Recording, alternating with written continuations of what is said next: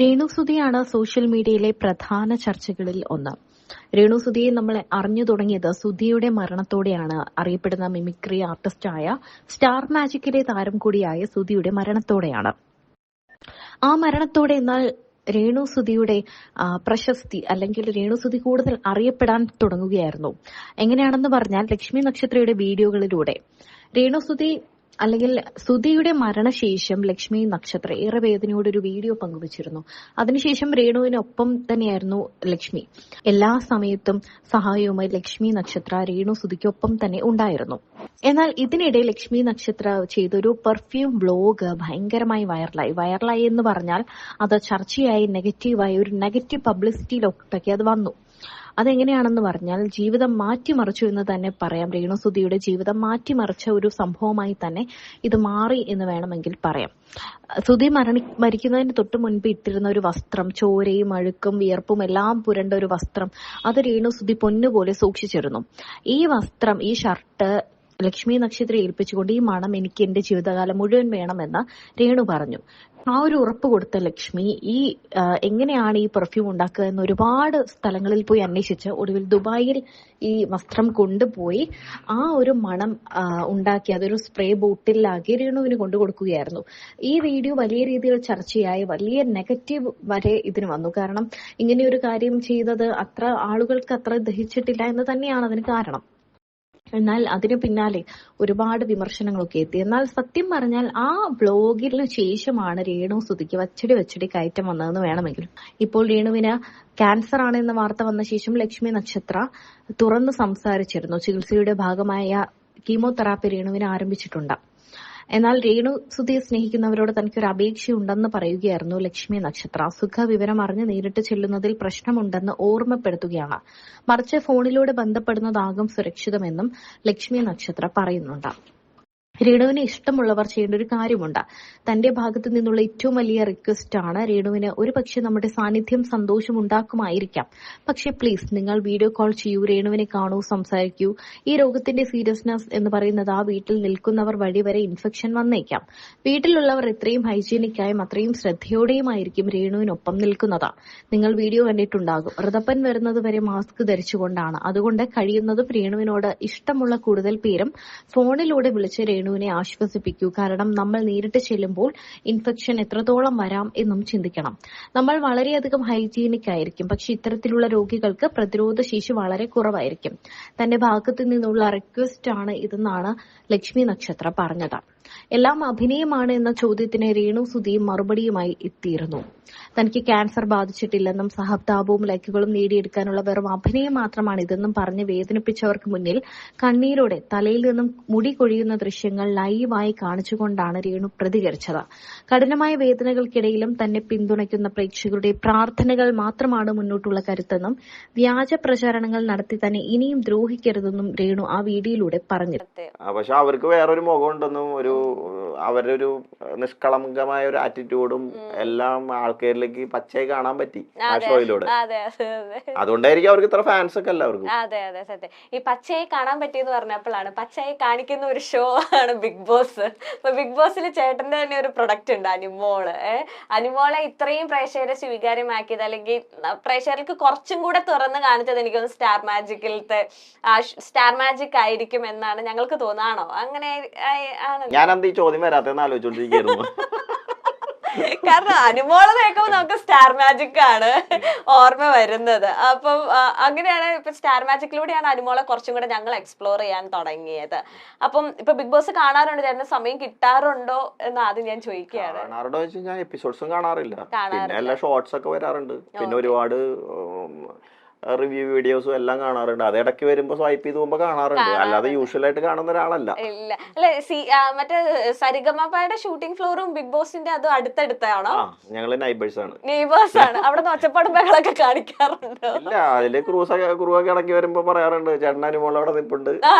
ഞാൻ പറഞ്ഞൊക്കെ ഞങ്ങൾ ഇപ്പുറത്ത് ഷൂട്ട് ചെയ്യുന്നുണ്ടെന്ന് പറയും. അതല്ല, മറ്റേ ഷിയാസിക്ക ഒക്കെ ഒരു എൻട്രി സമയത്ത് പ്ലാച്ചിനെ പുറത്തേക്ക് എറിഞ്ഞായിരുന്നു. അത് നിങ്ങളുടെ അവിടെയാണോ എത്തിയത്? ഷിയാസ് പോകുമ്പോ പറഞ്ഞിരുന്നു പ്ലാറ്റിനെറിയും പിടിച്ചോളാൻ. അത് വിറ്റായിട്ടുണ്ട് മറ്റേ പ്ലാറ്റിന് എറിഞ്ഞപ്പോ. അതിപ്പോ ഞാൻ ചോദിച്ചത്, അവിടുന്ന് ഒരു ഒച്ചപ്പാടൊന്നും കേൾക്കാറില്ല അനുവിന്റെ ഇല്ല ആ സമയത്തൊന്നും അല്ല, അത് കുറച്ച് അകത്താണ്, നമുക്ക് അങ്ങനെ കുറച്ച് സൗണ്ട് പ്രൂഫ് ഒക്കെ ആണല്ലോ സ്റ്റുഡിയോസ്, നമുക്ക് അതൊന്നും നമ്മൾ അങ്ങനെ കേൾക്കാറില്ല. ഓക്കെ.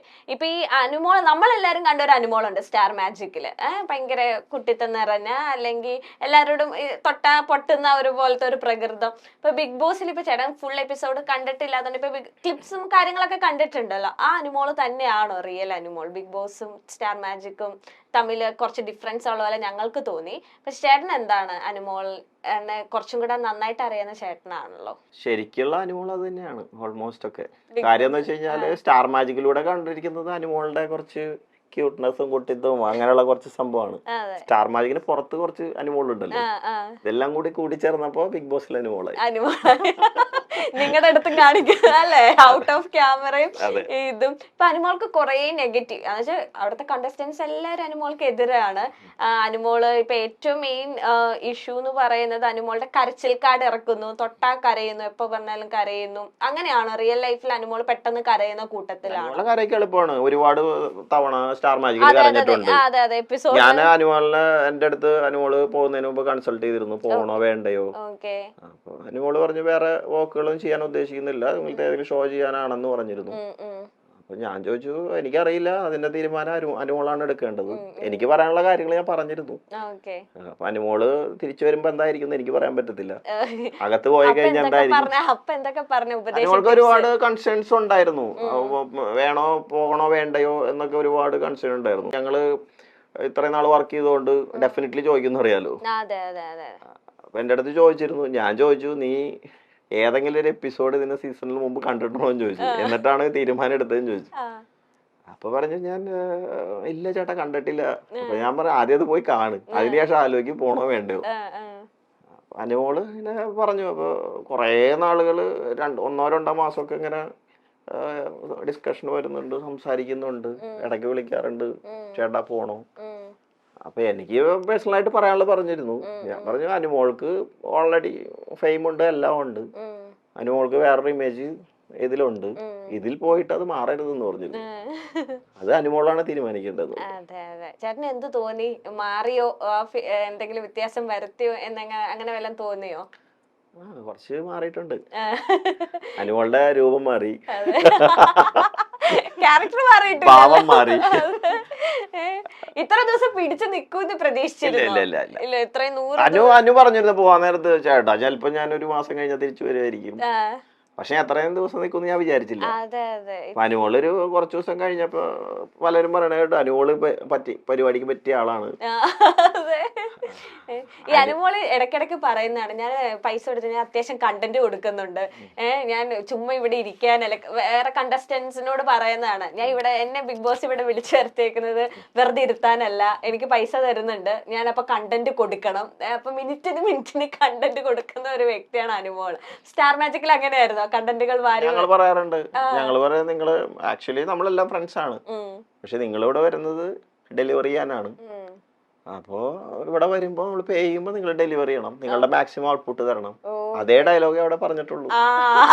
അപ്പൊ ഈ ഡയലോഗ് തന്നെയാണ് ഇവിടെ പഠിപ്പിച്ചു കൊടുത്തതാ അല്ലേ? പഠിപ്പിച്ചു കൊടുക്കാറ് ഞങ്ങള് പറയും. ഇപ്പൊ അനുമോൾ ഒരു എപ്പിസോഡില് ഡൗൺ ആയി കഴിഞ്ഞാൽ ഞങ്ങള് പറയാം അനുമോൾ ശരിയാവില്ല, ചാർജ് ആവണം. അപ്പൊ അനുമോളുടെ എന്തെങ്കിലും മൂഡ് സ്വിങ്സ് ഉണ്ടാവും, അപ്പൊ അനുമോൾ അത് ചേഞ്ച് ആവണം എന്ന് പറയും.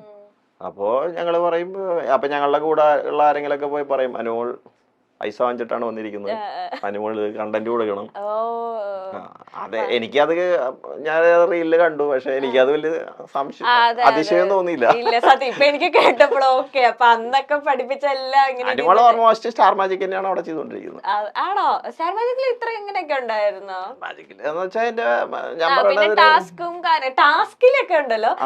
നമുക്ക് ഈ അനുമോൾ സ്റ്റാർ മാജിക് ടാസ്ക് ചെയ്തുകൊണ്ട് ബിഗ് ബോസിൽ എന്തെങ്കിലും ടാസ്ക് കൊടുക്കും, ഇത് അനുമോൾ കൊടുക്കും, പെർഫോം ചെയ്യും. ഇതൊക്കെ സ്റ്റാർ മാജിക്കിൽ ഇതിലും വലിയത് കണ്ടിരിക്കുന്നു എന്നൊക്കെ ഇങ്ങനെ ഇടയ്ക്ക് പ്രേക്ഷകരുടെ കമന്റ്സുകളും അല്ല നമ്മൾ തന്നെ ഇങ്ങനെ ഉള്ളിന്ന് എടുത്ത് പറയാറുണ്ടായിരുന്നു. അവിടെ എങ്ങനെയാ അനുമോൾ സ്റ്റാർ മാജിക്കില് ടാസ്കുകളൊക്കെ വരുമ്പോൾ അല്ലെങ്കിൽ എങ്ങനെയായിരുന്നു, മുൻപന്തി തന്നെയായിരുന്നോ? ഉണ്ട്, അനുമോൾക്ക് വരുന്ന സമയത്തൊക്കെ എന്തൊക്കെയോ ചെയ്യണമെന്നുണ്ട്. കാര്യം അവിടത്തെ സ്റ്റേജില് വേറെ ആർട്ടിസ്റ്റ് ഇതിനേക്കാളും ആക്സെപ്റ്റൻസ് അനുമോൾക്ക് കിട്ടണമെന്നുണ്ട്. ഓക്കെ. അത് തന്നെയാണ് അവിടെയും ശ്രമിച്ചുകൊണ്ടിരിക്കുന്നത്. എപ്പോഴും ഒരു അറ്റൻഷൻ അനുമോളിലേക്ക് പോകണം. അറ്റൻഷൻ സീക്കറാണ്. അപ്പൊ അറ്റൻഷൻ ഉണ്ടാക്കാൻ വേണ്ടി ആണ് ഇതെല്ലാം ചെയ്തോണ്ടിരിക്കുന്നത് എനിക്ക് തോന്നുന്നു. അപ്പൊ എന്തെങ്കിലുമൊക്കെ അതിനകത്ത് ചെയ്തോണ്ടിരിക്കും. അത് ആ സമയത്ത് തോന്നുന്ന കാര്യമാണ്.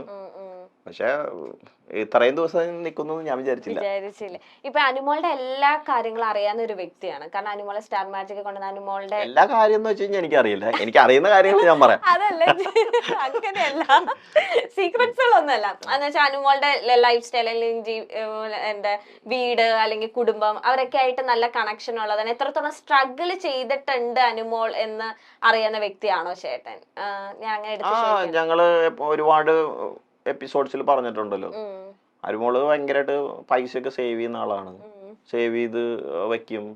സേവ് ചെയ്ത് ഇപ്പോ കാറ് വാങ്ങിച്ചു, വീടെല്ലാം സ്ഥലം വാങ്ങി, വീടൊക്കെ കുറച്ചുകൂടി റിനോവേറ്റ് ചെയ്തു. അപ്പൊ അതൊക്കെ കണ്ടപ്പോ സന്തോഷം തോന്നി. കാര്യം എന്ന് വെച്ച് കഴിഞ്ഞാൽ ഇതിനകത്ത് ഒരുപാട് ആർട്ടിസ്റ്റുകളുണ്ടായിരുന്നു. അപ്പൊ അവരിൽ നിന്ന് ഡിഫറെന്റ് ആയി. ഇപ്പൊ അനുമോള് പെട്ടെന്ന് ഇവിടെ നിന്നിട്ട് വേണ്ടം പോണെങ്കിൽ ചിലപ്പോ അതിൽ എത്ര എക്കണോമിക് ആയിട്ട് പോകാൻ പറ്റുന്ന അനുമോള് ചിന്തിക്കും. ഇപ്പൊ വേണമെങ്കിൽ അനുമോൾക്ക് സ്വന്തമായിട്ട് കാറുണ്ട്. ട്രിവാൻഡ്രത്തുനിന്ന് വേണമെങ്കിൽ അനുമോൾക്ക് കാറ് ഒരു ഡ്രൈവറെ വെച്ച് ഡീസൽ അടിച്ച് തിരിച്ചു പോകാനുള്ള സാമ്പത്തിക അവസ്ഥയൊക്കെ ഉണ്ട്. പക്ഷെ അനുമോളെ ചെയ്യില്ല. അപ്പൊ അതിന്റെ 1/4 പൈസ എടുത്താ ബസ്സിൽ കയറി വരാം, ഒരു എയർ ബസ്സിൽ വന്ന് പോവാം. അപ്പൊ അനുമോള് അങ്ങനെയൊക്കെയാണ് പൈസ സേവ് ചെയ്തോണ്ടിരുന്നത്.